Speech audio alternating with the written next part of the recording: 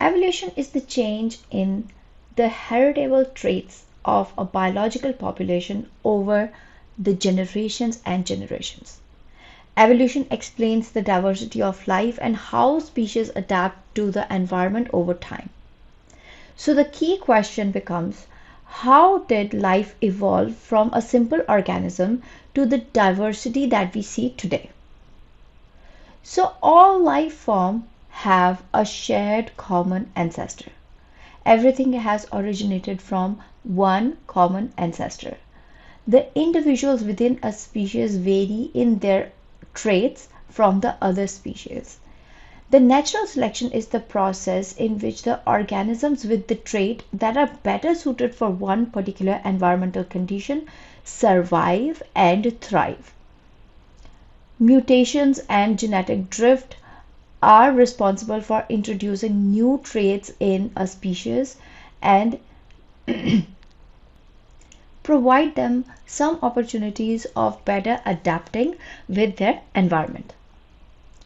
Great minds that have significantly contributed to the field of evolutionary biology are Lamarck, who proposed that the organisms can acquire traits during their lifetime and pass on those traits to their offsprings. For example, a giraffe wants to eat a fruit which is high on a tree. It will lead to the formation of a very long neck, and that trait of having a long neck can be passed on to future generation. Darwin came up with the theory of natural selection, where he said that the traits are already present in a population. Depending on the environmental pressure, certain traits are selected and then they are passed on or enriched in a population and their coming generations. Wallace was also a proponent of the theory of natural selection and worked independently than Charles Darwin, but came up with the same idea of evolution. So let's look at the mechanism of evolution. What are the different ways that leads to the evolution of a species? The introduction of traits or loss of traits can be through different processes. First is mutation. Mutation is the change in DNA that can introduce new traits. Next is genetic drift, which is the random change in the allele frequency, particularly in a very small population. Gene flow is the transfer of genetic material between two different populations, especially through mating. And natural selection is the process by which the organism that better fits an environmental condition survives and thrives. Let's look at a very prominent example of natural selection. The example of pepper moth. Before Industrial Revolution, the light colored moth were more common because they would be invisible on the tree barks. But with the Industrial Revolution, as the tree trunk started to become more dark, these moths were more visible, while the moths which were darker in color and already present in the population became almost invisible on the dark tree bark. So let's say a prey comes.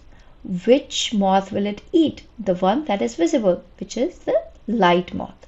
So with the Industrial Revolution, the chances of lighter moth being eaten up increased, and this led to the selection of the darker moth.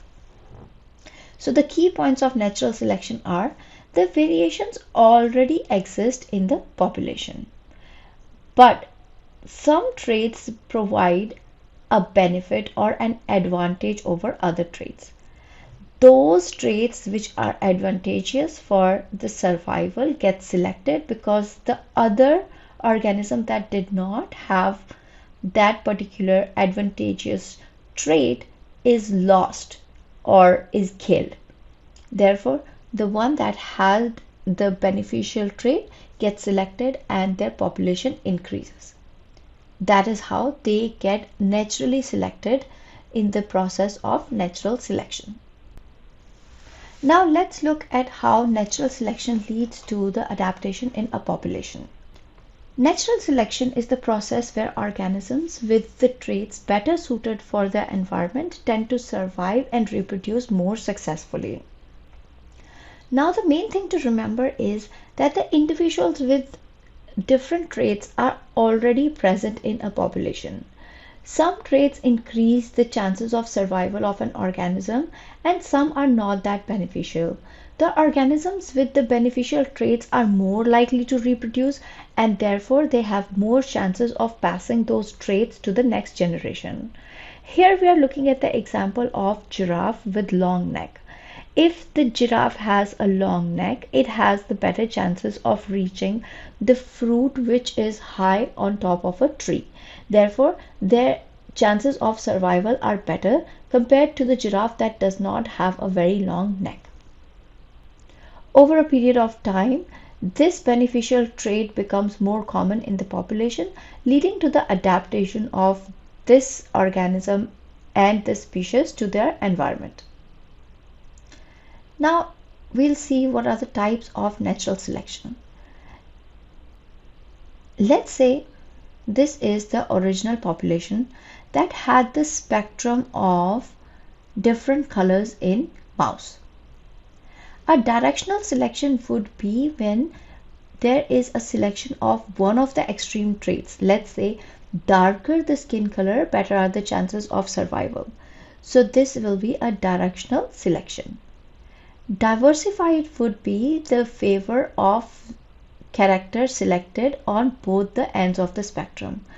Either very light or very dark skin color of this mouse is a favorable character for being selected. Or stabilization, where the central trait or the mean or the average value of that trait is selected while the extremes are eliminated. What are the common evidences of evolution? Fossil records. Fossil records show that there are changes in the species over time, and they must have changed over time only to better suit their environmental conditions. If we study embryology, we also see that the embryo of different species and organisms have very similar characters, which means that they must have all evolved from one common ancestor. When we study the comparative anatomy, we figure out that there are several homologous structures which are present in all the different organisms, indicating that probably everything has evolved from one common ancestor. This study of molecular biology helps in studying the genetic material of different species and different organisms. That also tells us that there is a lot of similarity in the sequence of DNA of different species, and only small changes must have accumulated over time, leading to formation of different species. Evolutionary tree or phylogenetics is the diagram that shows evolutionary relationship based on genetics and morphological data. So this tree is structured in such a way that the species which are closer on a tree, they tend to have more common ancestor and also have more features in common with each other. For example, here we say that turkey and chicken are placed very close to each other compared to a dog or a human being, which are very far from chicken or turkey. Human beings have also undergone different stages of evolution and build-up of the characters that have helped them to better suit their environmental conditions. If we look at this genetic tree, we see that Homo habilis and Homo erectus are the closest of our ancestors. Homo sapiens or the modern humans have only evolved around 300,000 years ago in Africa. The spread of Homo sapiens across the globe has been an event of migration, where the people from the same lineage have migrated to different geographical locations and adapted to different geographical conditions and end up looking physically different from each other. Now, there are several misconceptions associated with evolution. For example, humans evolved from monkeys. Humans and modern primates do share a common ancestor, but they have evolved in the different branches of evolution. So there must be some common ancestor at some time which does not exist anymore, but that leads to a different line of gorillas, chimpanzees, humans, and baboons. It is also believed that evolution is just a theory, but evolution has much more evidence and explanation for them to be a factual knowledge than merely a guesswork. For example, we have talked about the finding of different fossils, the study of genetic material, and the characters during the embryonic development. That all tells us that evolution is not just a theory, but there are several evidences to support its explanation. Currently, the knowledge of evolutionary biology is helping us in different fields. It is helping us understand how the antibiotic resistant bacteria are evolved and how we can use different measures to combat that problem. Evolutionary biology also helps us establish connections between higher organisms and lower organisms and help us understand which organisms can be used as a model for discovery of drugs or understanding several pathways and mechanisms in higher organisms. For example, Drosophila is used for the research on proteins which are related to human biology, but because of the common ancestry and common functions of those proteins, it is very well understood that if you study a protein in Drosophila, you can translate that knowledge to higher organisms. Currently, the scientists are working at the techniques of gene editing, and we are trying to understand how the editing of genome can lead to the future of evolution. Will it be more beneficial or less beneficial for an organism to have their genome edited or not? So to summarize, evolution is a powerful framework that explains the diversity of life on Earth. Understanding evolution is key to understanding biology and the interconnectedness of all life forms. Evolution is ongoing and observable in real time, affecting not just the ancient organisms but the current species and ecosystems as well.